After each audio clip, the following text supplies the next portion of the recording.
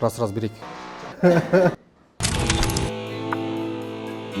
Негизи фильмде продюсердин орду эң жогорку тепкичтерден орун алат.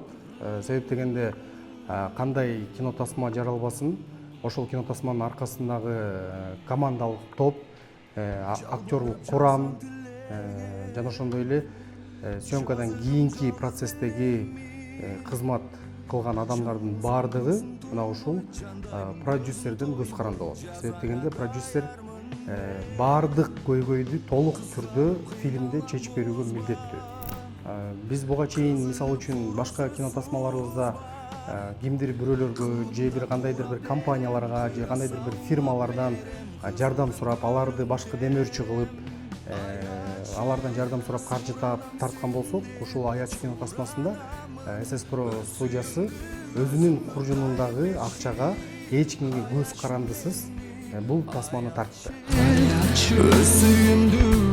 Бул ошол СС Pro Production өзүнүн жеке буга чейинки тарткан кинолорунан абдан чоң роль ойнойт. Себеп дегенде биз буга чейин үй-бүлөлүк тематикадагы тасмаларды, мисалы үчүн Кайнене, Супер келиндер, Жеңелер, Кредитке келин ушул сыяктуу көйгөйлөрдү комедия аркылуу чагылдырып келсек, Аяч кинотасмасы өзүнүн жанрынан да айырмаланып, драма жанрында аябагандай чоң айырманы берип турат. Кинонун 80% үйдүн ичине тартылган болсо, Аяч фильми 100%тен ашык сыртта тартылды.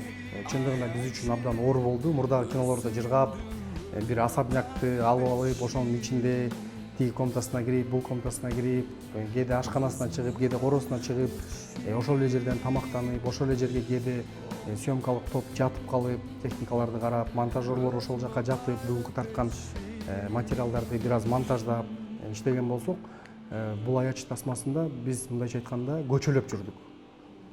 Болгондо дагы күндүн аябагандай ысып турган аптабында, суусап турган кезде чындыгында биз көчөдө ачык асманда тарттык. Ошонус менен биздин эсибизде дагы калды десем болот. Чындыгында бул кино оңой менен тартылган жок. Аркасында чоңдогон аябагандай көп эмгек бар.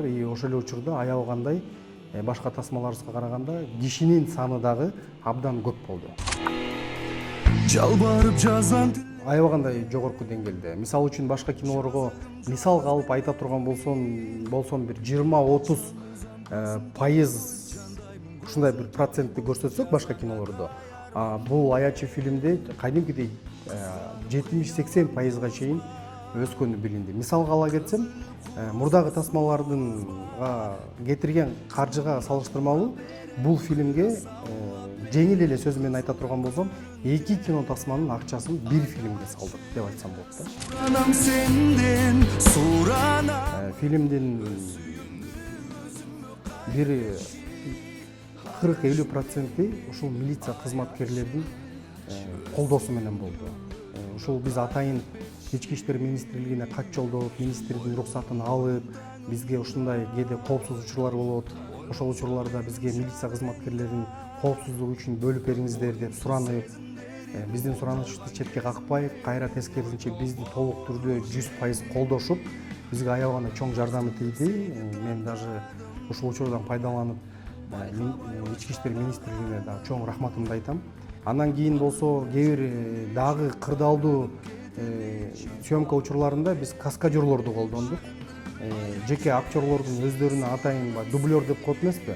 Биз дублерлорду чакырып, актерлордун ушундай аябагандай кыйын учурларын жеке актердун өзүнүн ден соолугуна залака болуп калбаш үчүн биз коопсуздугун ойлоп атайын каскадерлорду да чакырып, актерлордун ордуна каскадерлорду дагы ойноттук. Актерлорго дагы рахмат айтам. Ушунчалык деңгээлде өздөрү жоопкерчиликти дагы сезип атты. Өзгөчө башкы каарманды ойногон актер менен актриса өздөрү ушул образга кирип, ушул образ биздин башыбызда өтүп атат дегендей кабыл алдыбы билбейм. Аябагандай биз ойлогондон дагы канчалык бир деңгээлде ашыра кызмат кылып берип атышты да.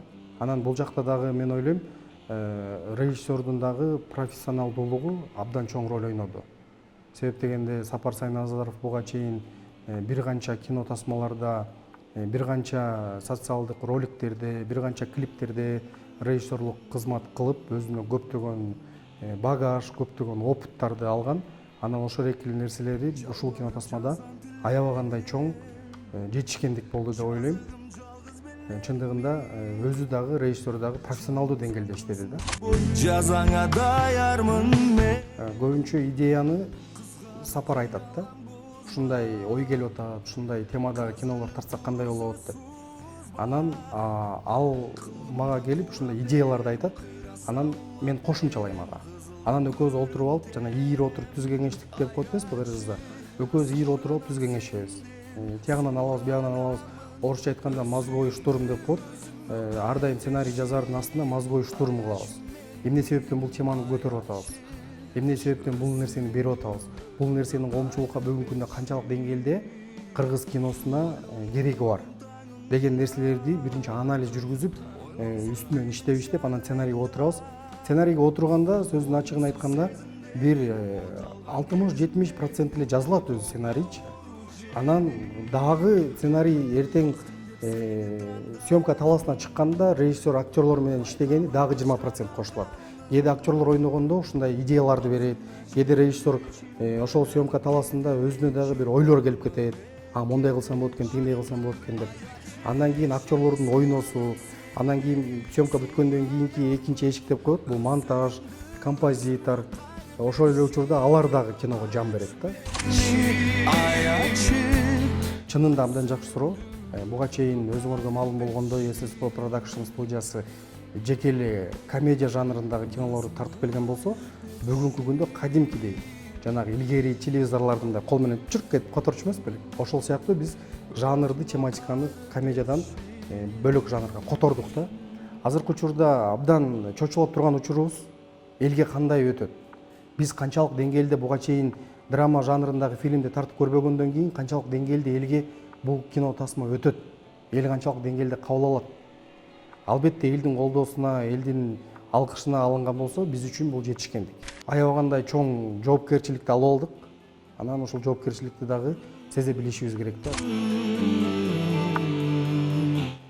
Негизи эми ар ким ар кандай көз карашта көрөт да фильмди. Бирок азыр бизди кубандырганы, биз канча жылдан бери ушул кино тармагында кызмат кылып келсек, мурунку кинолорго салыштырмалуу азыр биздин башкача айтканда кыргыз көрүүчүлөр деп айтсам болот, өзүбүздүн бир туугандарыбыз, мекендештерибиз кадимкидей киного болгон талаптары, киного болгон көз караштары аябагандай чоң көз карашка өзгөрдү.